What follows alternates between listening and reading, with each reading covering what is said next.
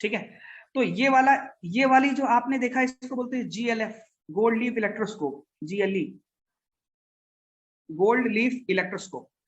इसका काम है कि एक जो कैपेसिटर है उसके ऊपर जैसे जैसे आप चार्ज देते जाते हो उसका पोटेंशियल बढ़ रहा है या नहीं, इसका पता चलता है गोल्ड लीफ इलेक्ट्रोस्कोप से।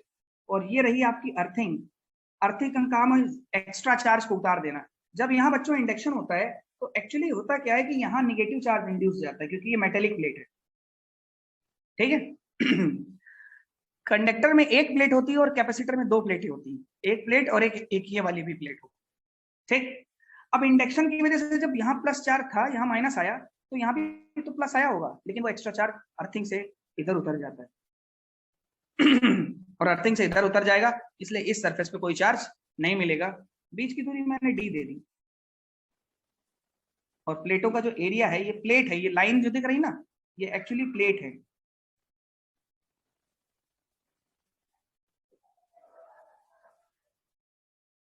ठीक है, ये प्लेट है, तो बीच की दूरी d है, प्लेटों का एरिया a है।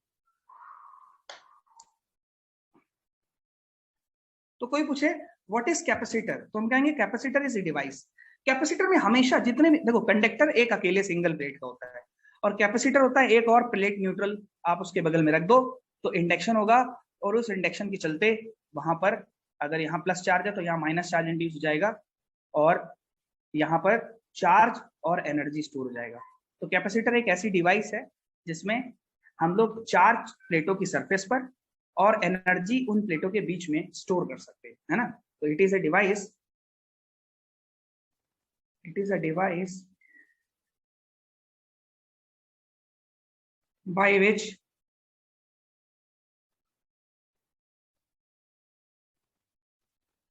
we can store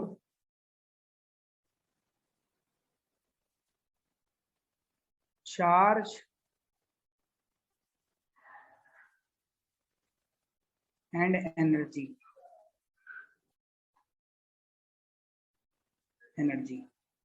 ठीक है। ये ऐसी डिवाइस है जिससे हम चार्ज और एनर्जी स्टोर कर सकते हैं, ठीक। Charge always stored at the surface of conductor, charge stores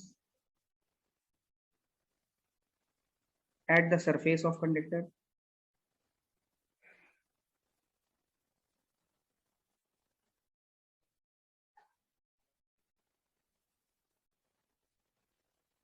and energy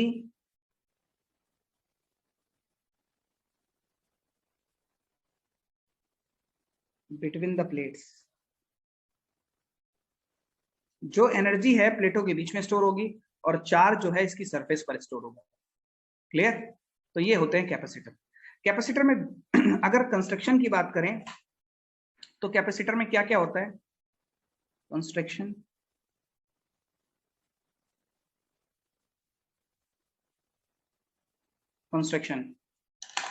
इसमें एक गोल्ड लीफ इलेक्ट्रोस्कोप होता है। आप शॉर्ट में सुनते जाना क्योंकि वैसे तो जनरली लिखने को नहीं आता, लेकिन आप जान लो, गोल्ड लीफ इलेक्ट्रोस्कोप, ठीक है, गोल्ड लीफ इलेक्ट्रोस्कोप, ठीक है। गोल्ड लीफ इलेक्ट्रोस्कोप का काम है कि जैसे जैसे हम चार्ज को, कैपेसिटर को चार्ज देते हैं उसका पोटेंशियल बढ़ रहा है या घट रहा है, इस चीज को समझाने का काम है, दैट इज GLE। दूसरा काम होता है अर्थिंग का। अर्थिंग,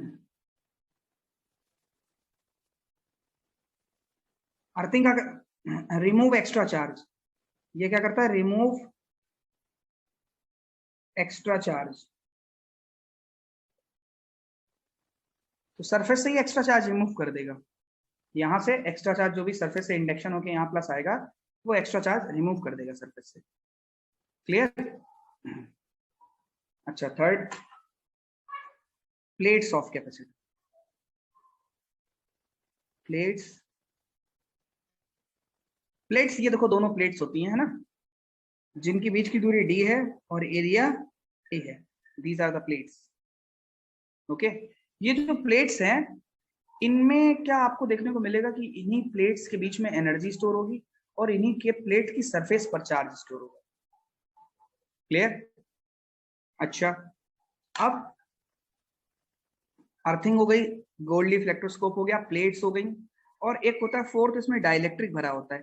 कई बार इसके बीच में डाइलेक्ट्रिक भर देते हैं। डाइलेक्ट्रिक भरने से कैपेसिटेंस बढ़ जाता है, ठीक है। तो डाइलेक्ट्रिक आप कोई भी मटेरियल दे सकते हैं,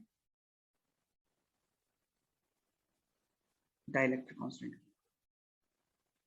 तो आप देख सकते हो इसके अंदर कोई भी मटेरियल भर सकते हो आप,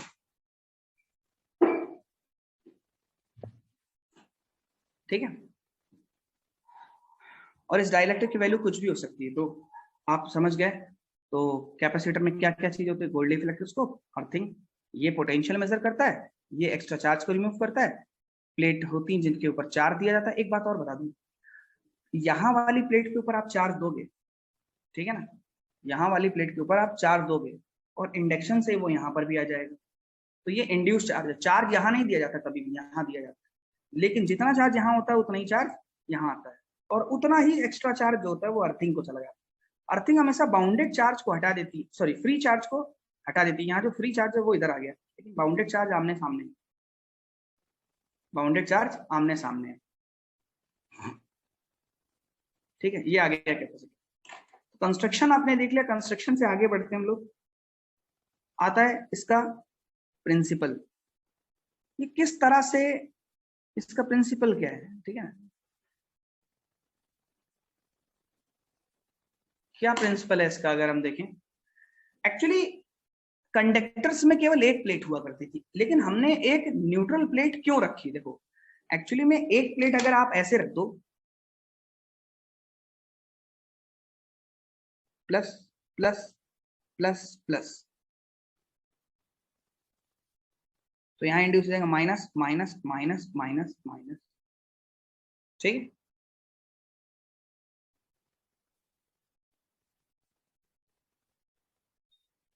ठीक है, ये ए है, ये बी है, ठीक है, ये प्रिंसिपल है।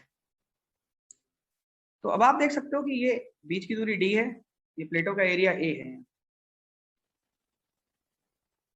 ए। यार ये जो दूसरी प्लेट रखा तभी तो इंडक्शन हुआ था।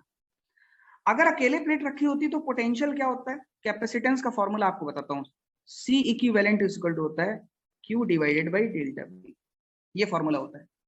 अब आपको बता दूं, यहां पर जो इस प्लेट को चार्ज दिया जाता है ये तो फिक्स दिया जाता है भाई, Q चार्ज दिया गया, लेकिन जैसे ही इस चार्ज प्लेट के बगल में एक न्यूट्रल प्लेट रखी जाती तो वहां पर क्या हो जाता है? Induction.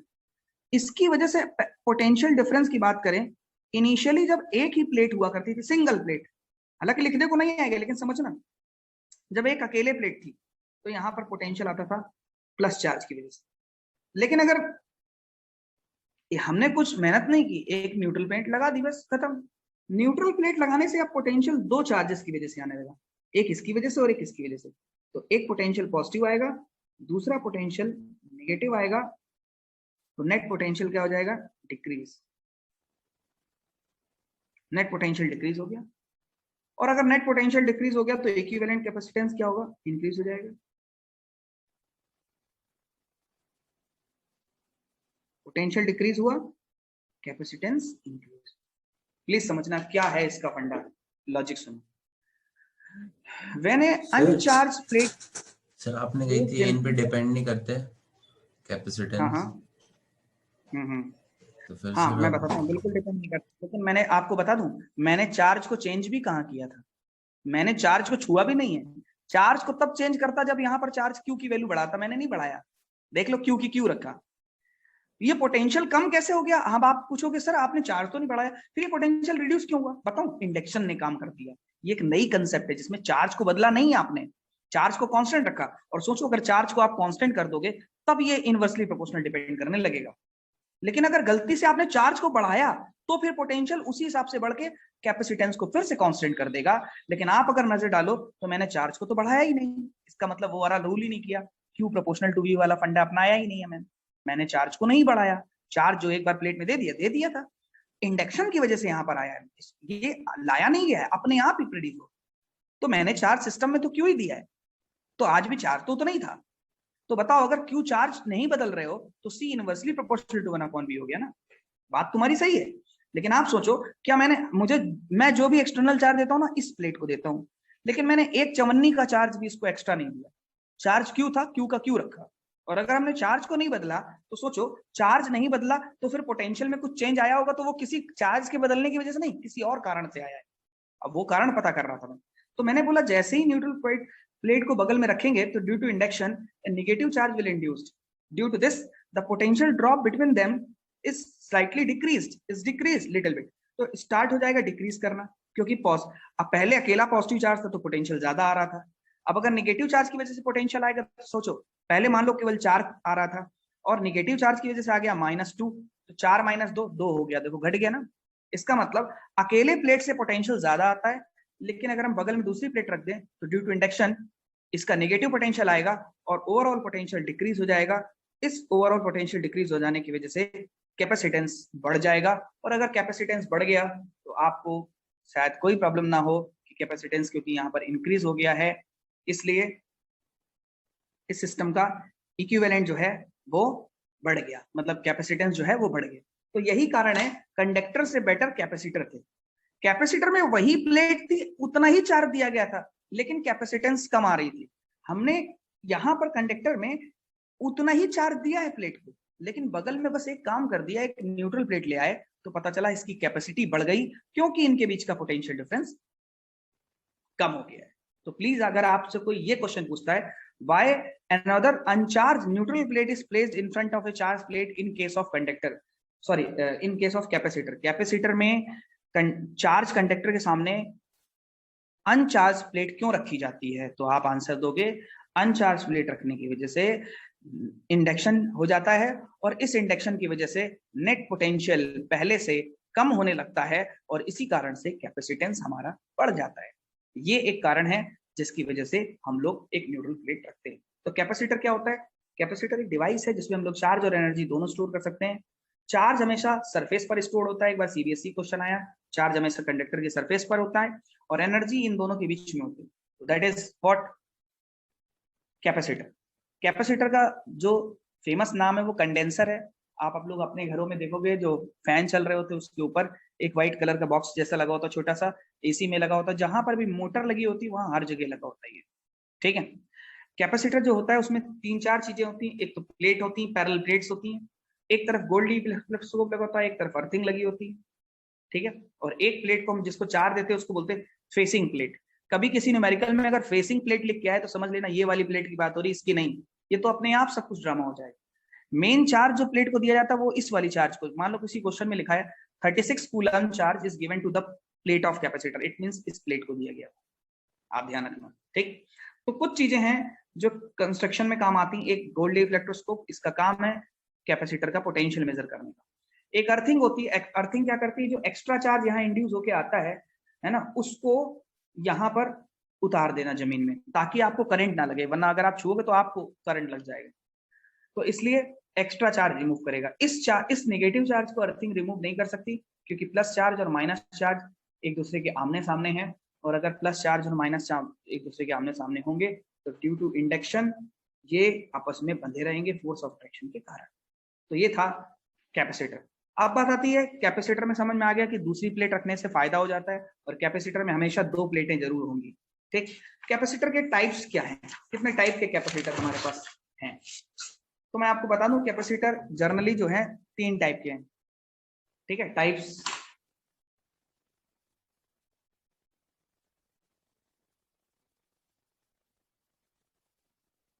Of capacitor,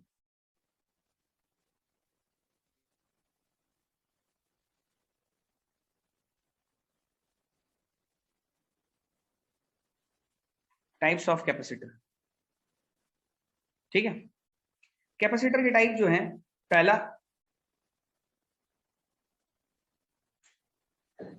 parallel plate capacitor,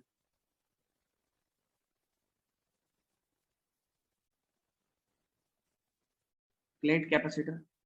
दूसरा स्फेरिकल कैपेसिटर, और तीसरा सिलेंड्रिकल कैपेसिटर। ये 3 टाइप के कैपेसिटर बेसिकली होते हैं।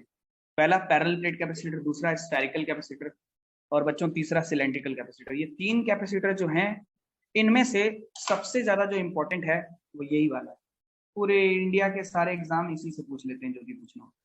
इन दोनों से ना के बराबर पूछा जाता है। जो मेडिकल के बच्चे हैं उनसे कभी इससे और इससे फॉर्मूला बेस्ड चीजें पूछी जाती हैं, अदरवाइज ना के बराबर काम है। ठीक है, तो ज्यादा से ज्यादा पढ़ना है पैरेलल प्लेट कैपेसिटर के बारे में। सर कैपेसिटर का पर्पस क्या होता है? पर्पस जो होता है कैपेसिटर का, सडन टॉर्क देना। ठीक है, पर्पस जो है इसका टॉर्क प्रोवाइड करना। सर तो फैन को इनिशिएट करता है बस। हाँ बस।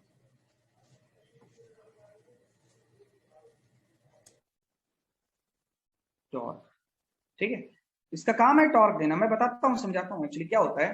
आप अपने एक बार एक क्या करना, थोड़ी कलाकारी करना घर में, कैपेसिटर अपने उससे निकाल देना फैन से और ऑन करना। देखना आवाज खूब आएगी लेकिन फैन चलेगा नहीं, घूमेगा नहीं। क्योंकि एक्चुअली जब फैन पहली बार घूमता है ना तो उसको ज्यादा एनर्जी चाहिए होती है। कारण क्योंकि उसको अपने इनर्शिया से भी गेट रीड होता है। तो इनर्शिया से ओवर पावर करने के लिए उसे ज्यादा एनर्जी की जरूरत पड़ती है। तो कोई एक ऐसा हो जो पहले से एनर्जी स्टोर करके रखा हो और अचानक से झपाक से उसको पूरी सारी एनर्जी दे दे, तो वो अचानक से चल जाएगा, फिर चलता रहेगा। आपने देखा होगा कभी भी अपने घर में, अगर आपने मोटर ऑन की हो तो जैसे ही इलेक्ट्रिक मोटर ऑन करोगे ना, पानी भरने वाली जो होती है ना मोटर घर में लगी होती है, काफी बड़ी होती है, वो ऑन करोगे अचानक से पूरे घर का पावर डिम हो जाएगा, फिर सही होगा। वहां भी कैपेसिटर लगा होता है। तो कैपेसिटर क्या करता है, वो जो सडन स्टार्ट करने के लिए टॉर्क चाहिए होते हैं, मोटर को घूमने के लिए, उसके अंदर रोटर होता है ना, उसको घूमने के लिए जो टॉर्क चाहिए ना, वो प्रोवाइड ये कर देता है। ये बिल्कुल वैसी ही बात है कि जैसे हम अगर हम एक बाल्टी पानी लें, ठीक है, और मैं एक मतलब लकड़ी का ऐसा हल्का सा टुकड़ा ऐसे रख दूं, ठीक है, ठीक, उसको मुझे बहाना है, और मैं एक एक बूंद, और ऐसे किनारे लटका हुआ है, जैसे मान लो यूं यूं लटका हुआ है ना, यूं। अब मैं एक एक बूंद पानी इसके ऊपर गिरा रहा हूँ, उस बाल्टी का पानी एक एक बूंद गिरा, कुछ नहीं होगा, ये लकड़ी का टुकड़ा ऐसे ही रखा। लेकिन अचानक से मैं पूरी बाल्टी पानी छोड़, धड़ से गिर जाएगा ये, देखा। तो जो ज्यादा ह्यूज अमाउंट पे अचानक से कोई चार्ज दे देगा ना, तो सिस्टम को घुमा सकता है वो, जबकि वही एक एक बूंद बूंद करके दोगे तो कोई असर नहीं होगा। तो कैपेसिटर क्या होता है, चार्ज और एनर्जी को स्टोर करके रखता है। जैसे ही तुम स्विच ऑन करते हो, धड़ाम से वो एनर्जी उसको मिलती है, वो घुमा देता है पूरा। ये चक्कर है कैपेसिटर के साथ। तो सडन अमाउंट ऑफ टॉर्क जो चाहिए होता है ना पंखे को घुमाने के लिए, वो हमारा कैपेसिटर देता है। तो कैपेसिटर 3 टाइप के होते हैं, parallel plate capacitor, spherical capacitor और सिलेंड्रिकल कैपेसिटर। आपने कई जगह देखा होगा छोटे छोटे कैपेसिटर्स होते हैं, उनमें लिखा होता है C1 C2 C3 ऐसे करके। तो सबसे पहले पैरेलल प्लेट कैपेसिटर पे चर्चा होगी। ये super hit super important topic है CBSE का, पैरेलल प्लेट।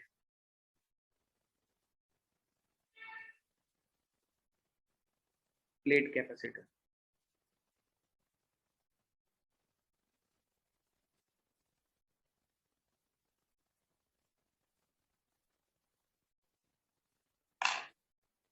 ठीक है, पैरेलल प्लेट कैपेसिटर। यार ये पैरेलल प्लेट कैपेसिटर जो हैं वो होते यही जो अभी बता रहा था मैं आपको। ये देखो एक प्लेट, ये देखो दूसरी प्लेट, मैंने इसको क्यू चार्ज दे दिया, यहाँ इंड्यूस हो गया माइनस चार्ज, इनके बीच की दूरी डी है,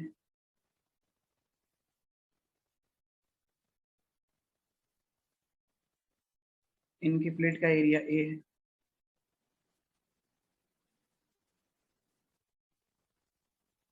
ये ए पॉइंट है, ये ठीक है, प्लेट का एरिया ए है और ये डी दूरी है, और इसको मैंने जो चार्ज दिया इसकी फेसिंग प्लेट को क्यू चार्ज दे दिया, मैंने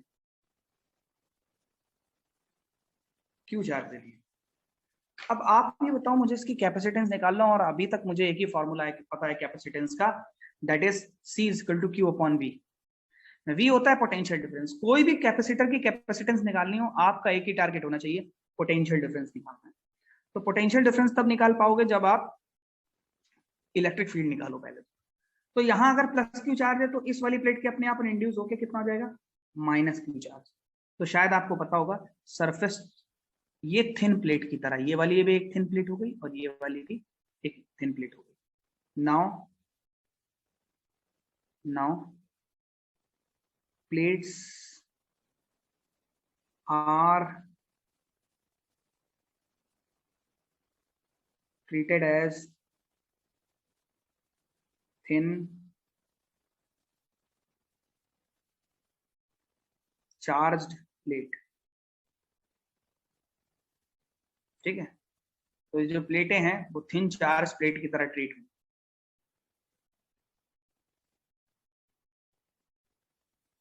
ओके,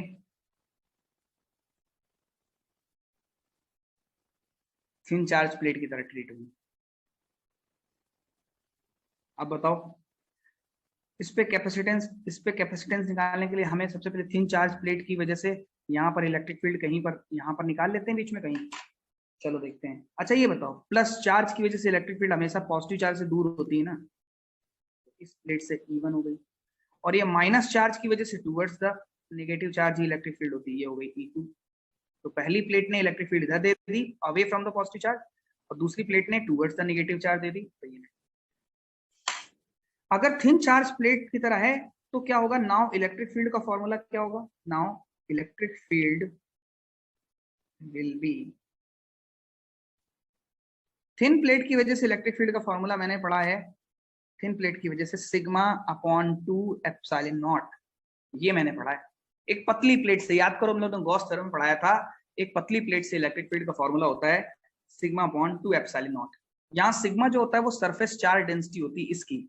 सरफेस चार्ज डेंसिटी का मतलब होता है टोटल चार्ज डिवाइडेड बाय इस सरफेस का एरिया। तो अगर मैं सरफेस चार्ज डेंसिटी लिखूंगा तो इस total charge that is Q और इस सरफेस का एरिया दैट इज A, तो Q divided by A divided by 2 epsilon not, तो इलेक्ट्रिक फील्ड आ जाएगा Q upon 2A epsilon not. तो इलेक्ट्रिक फील्ड आ गया Q upon 2A epsilon not. This one is the electric field due to this thin plate.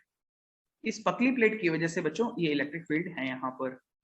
Okay fine, लेकिन हमें एक plate नहीं है, अगर ये फॉर्मूला है तो इस प्लेट की वजह से भी और इस प्लेट की वजह से भी। लेकिन एक बात ध्यान रखना, इसके ऊपर प्लस Q चार्ज है तो इसके ऊपर minus Q charge. Now net electric field at point, now net electric field, electric field भाई साहब P पॉइंट जो बीच में है कहीं पर, तो वो दो फील्ड की वजह से, एक E1 की वजह से और दूसरा E2 की वजह से। अच्छा दोनों सेम डायरेक्शन में है इसलिए दोनों जुड़नी है। ठीक, तो फर्स्ट वाली प्लेट के ऊपर चार्ज कितना है Q और एरिया कितना है A, तो बताओ इसका जो इलेक्ट्रिक फील्ड हो जाएगा Q upon 2A epsilon not, 2A epsilon not plus, कुछ कहने लगे सर सेकंड प्लेट पे नेगेटिव चार्ज है, लेकिन आप एक बात भूल रहे हो कि मैंने कहा था अगर इलेक्ट्रिक फील्ड को डील कर रहे हो तो चार्ज का साइन नहीं रखना होता, फोर्स को डील कर रहे हो तो चार्ज का साइन नहीं रखना होता है, केवल दो जगह चार्ज का साइन रखना होता है, पोटेंशियल में और पोटेंशियल एनर्जी में, बाकी कहीं नहीं। ठीक, तो इलेक्ट्रिक फील्ड डील कर रहे हैं इसलिए Q upon 2A epsilon not इसके लिए हो गया। और इसमें आ जाओ, इसका भी सेम एरिया है और चार्ज भी माइनस Q है लेकिन है सेम, तो मैग्नीट्यूड लिखना है Q upon 2A epsilon not. तो दोनों को जोड़ दोगे तो E is equal to what, दोनों को जोड़ दो तो 2Q upon 2A epsilon not, 2 से 2 कैंसिल हो गया, Q upon A epsilon naught, ये इलेक्ट्रिक फील्ड आ गया E is equal to Q upon A epsilon not.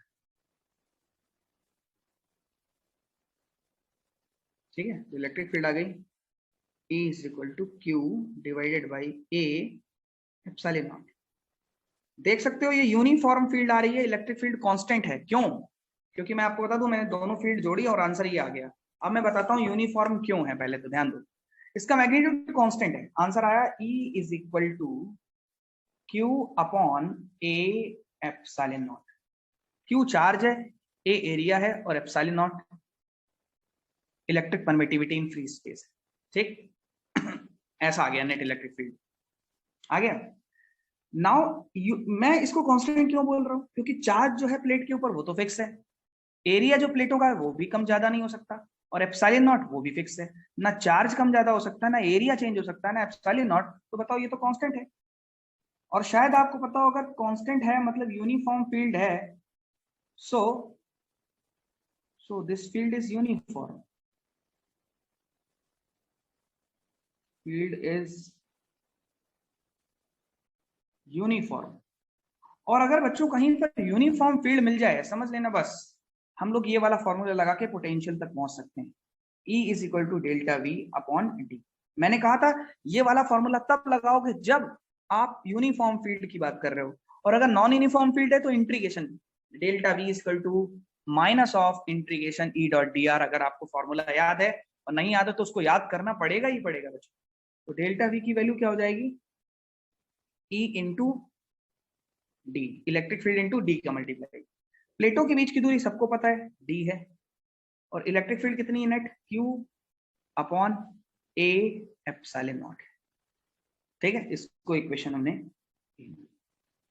Now बस हर एक कैपेसिटर में चाहे कितना भी गंदा कैपेसिटर हो उसमें आपको पोटेंशियल तक पहुंचना है। एक बार अगर आप पोटेंशियल तक पहुंच गए समझ लो रास्ता हो जाएगा।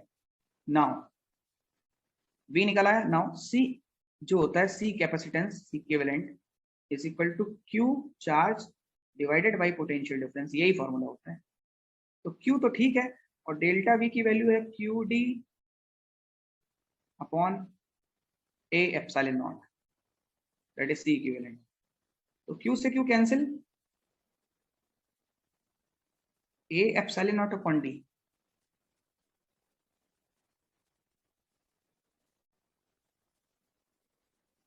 A epsilon naught upon D, ये आ गया देखो कैपेसिटेंस।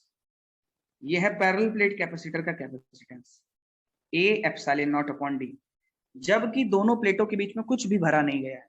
और शायद आपको पता होगा दोनों प्लेटों के बीच में डाइलेक्ट्रिक भरोगे तो एप्सिलॉन नॉट के साथ हमेशा डाइलेक्ट्रिक भरते ही ना के और आ जाता है। आपको पता है एप्सिलॉन नॉट और के का बहुत भाईचारा है, दोस्ती बहुत बढ़िया है। जहां एप्सिलॉन नॉट होगा डाइलेक्ट्रिक आने के बाद वहां के जरूर आ जाएगा, है ना। तो लिखेंगे इफ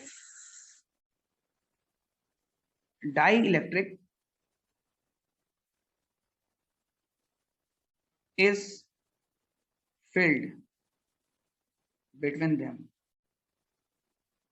अगर उनके बीच में डाइलेक्ट्रिक भर दिया जाए ऑफ डाइलेक्ट्रिक कांस्टेंट के, तो क्या हो जाएगा, सी डैश जो नया हो जाएगा C is equal to K epsilon naught A divided by D.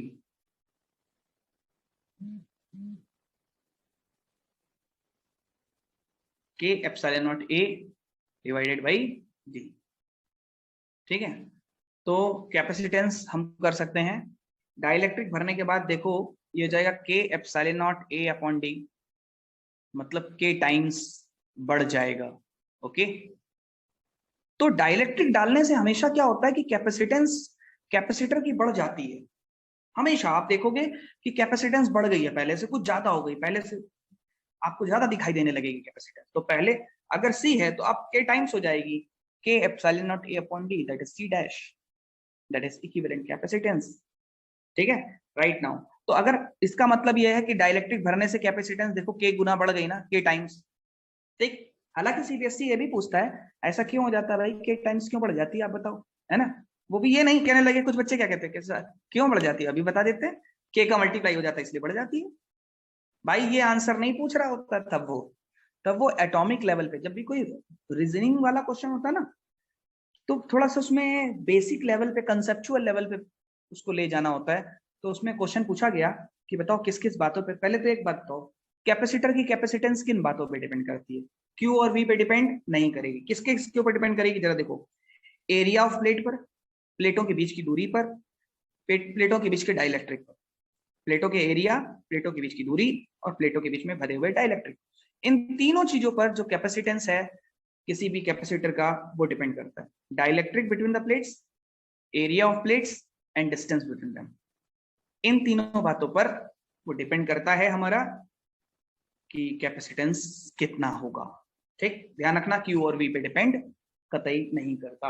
आगे बढ़ते हैं, थोड़ी सी आगे चर्चा करते हैं अभी कि मान लो अगर डाइलेक्ट्रिक, ये तो पहला केस था फुल्ली फिल्ड, अगर मान लो डाइलेक्ट्रिक पार्शियली फिल्ड होता है, मतलब थोड़ी जगह डाइलेक्ट्रिक होता, तब ये भी बहुत इंपॉर्टेंट है सीबीएसई के लिए। ये जो दो प्रूफ है सीबीएसई के लिए मतलब बहुत ही ज्यादा important. When dielectric is partially field, partially field, अगर पार्शियली फिल्ड कर दिया जाए डायरेक्ट तो क्या होगा? पार्शियली फिल्ड का मतलब है जैसे मान लो ये भाई कैपेसिटर था और आपने क्या किया, यहाँ पर भाई चार्ज दे दिया, ये फेसिंग प्लेट है आपको भी पता है, और यहाँ इंड्यूस हो जाएगा ये भी आपको पता है भाई। अब बीच में जो आपने डाइलेक्ट्रिक भरा वो कुछ ही दूरी के लिए भर दिया, बस थोड़ी दूर के लिए डाइलेक्ट्रिक, ये देखो थोड़ी दूर के लिए डाइलेक्ट्रिक भर दिया कुछ इस तरह से, ठीक। और ये जो विड्थ है ये टी है, और ये जो पूरी दूरी है यहाँ से यहाँ तक दैट इज डी, ये डी दूरी है। तो पूरी दूरी टी है ये वाली, और ये वाली डी दूरी। अब एक प्रॉब्लम बताएं क्या है यहाँ पर। यहाँ पर अगर मैं आपसे पूछूं कि एयर कितनी जगह है, तो आप कहोगे सर यहाँ भी एयर है, यहाँ भी एयर है ना? तो क्या मैं ये बात बोलना सही रहेगा, किसी को कोई दिक्कत नहीं होनी चाहिए? मैं कहूंगा देखो टी जगह तो डाइलेक्ट्रिक है और बाकी जगह एयर है, तो मैं कहूंगा डी माइनस टी जगह एयर है। डी में से अगर हम टी को सब्ट्रैक्ट कर दें तो ये वाला स्पेस बचेगा, और यहीं तो एयर हवा भरी हुई है, ठीक। तो हमने जहां जहां हवा है वहां पर इलेक्ट्रिक फील्ड थोड़ी देर के लिए ई नॉट मान ली, और हालांकि हम इसकी वैल्यू निकाल चुके हैं, याद करो देखो ये थी वो वैल्यू।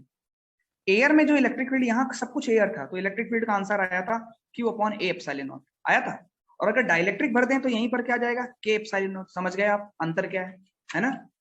तो हम क्या लिखेंगे सुनो, एज वी नो, पहले ही हम लोगों को पता है, as we no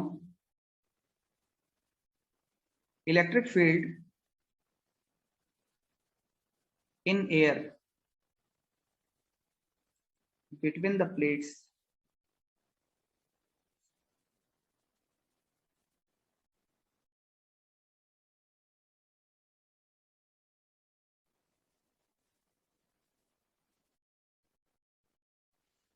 between the plates of capacitor,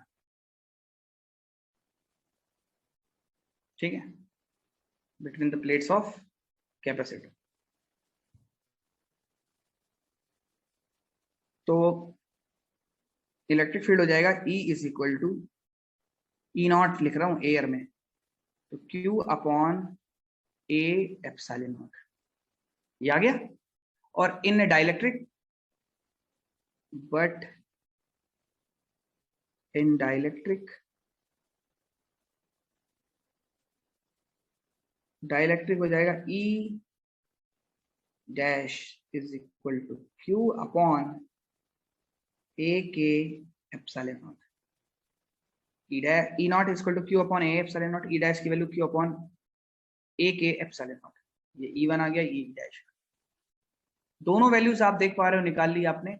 अब यहां भी इलेक्ट्रिक फील्ड पता, यहां भी इलेक्ट्रिक फील्ड पता, और दोनों की वैल्यू देखो कांस्टेंट है। चार्ज प्लेटों को फिक्स दिया जाता है एक बार, एरिया फिक्स है, एप्सिलॉन नॉट फिक्स है, चार्ज फिक्स है, एरिया भी फिक्स है। भाई प्लेटों का एरिया छोटा बड़ा तो नहीं होगा। डाइलेक्ट्रिक भी फिक्स होता है भाई, पानी है, वाटर अरे पानी वाटर है ना, जल, सबका डाइलेक्ट्रिक एक ही होता है ना, मेटल, मतलब सबका फिक्स होता है कुछ ना कुछ, है ना। और एप्सिलॉन नॉट की वैल्यू भी 8.85 into 10 की पावर -12 होता है। मतलब ई नॉट और ई दोनों ही कांस्टेंट है। अब हमें पोटेंशियल डिफरेंस निकालना था, तो मैंने सोचा जब भी मैं पोटेंशियल डिफरेंस निकालता हूँ यूनिफॉर्म, अगर मैग्नीट्यूड कांस्टेंट है, इलेक्ट्रिक फील्ड कांस्टेंट है हमारे पास, तो हम इलेक्ट्रिक फील्ड इंटू दूरी मल्टीप्लाई कर देते हैं। तो अगर हम एयर वाले जोन के लिए बात करें तो इलेक्ट्रिक फील्ड है ई नॉट, और एयर कितनी दूरी में फैली हुई है, डी माइनस टी दूरी पर। तो बताओ इलेक्ट्रिक फील्ड इंटू दूरी, ये पोटेंशियल हो गया एयर वाले पोर्शन में। अब डाइलेक्ट्रिक वाले पोर्शन में देखोगे तो आप लिखोगे ई डैश इंटू टी, और शायद आपको पता हो ई डैश की वैल्यू क्या है, और ई नॉट की वैल्यू रख दो, Q upon A epsilon not D minus T हो गया, प्लस ई डैश की वैल्यू है Q upon A K epsilon not into T. Q upon A epsilon not common ले लो,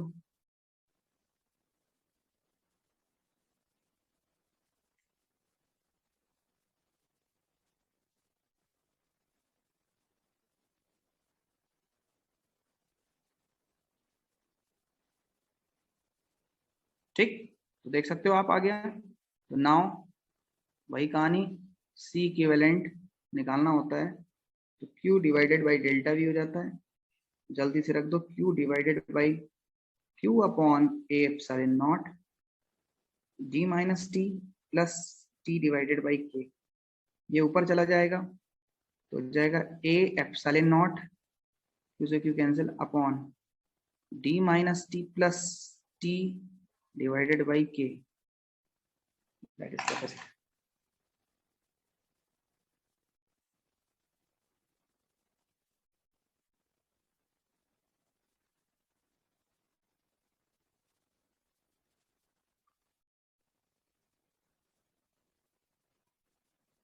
ठीक है, तो आ गया, अगर डाइलेक्ट्रिक पार्शियली फील्ड होगा तो कैपेसिटेंस होगा A epsilon naught upon D minus T plus T by K। Partially field है तो ये है D minus T plus T by K।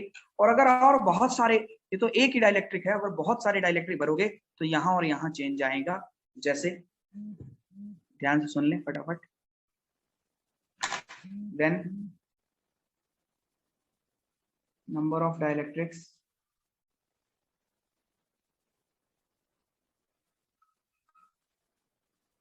Are field between them. ठीक, मान लो ये दो कैपेसिटर है, सॉरी दो प्लेट्स हैं, पॉजिटिव नेगेटिव नेगेटिव, और कई सारे आपने डायरेक्टिव।